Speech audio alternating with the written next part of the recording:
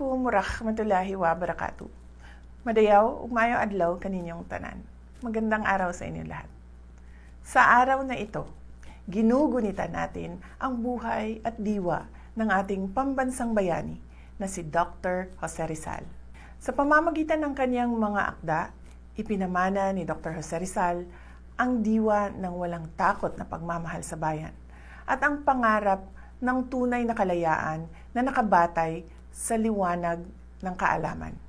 Ang tunay na aral ni Rizal ay malinaw. Ang kalayaan ay hindi lamang paglaya mula sa puwersang dayuhan, kundi pati na rin ang paglaya ng ating isip at damdamin mula sa pang-aabuso, pagkawatak-watak at kasamaan. Sa paggunita natin sa kanyang sakripisyo, manumbalik nawa ang ating lakas at tapang na manindigan para sa katotohanan at katarungan. Huwag nating hayaang mamatay ang diwa ng karunungan at pagkakaisa.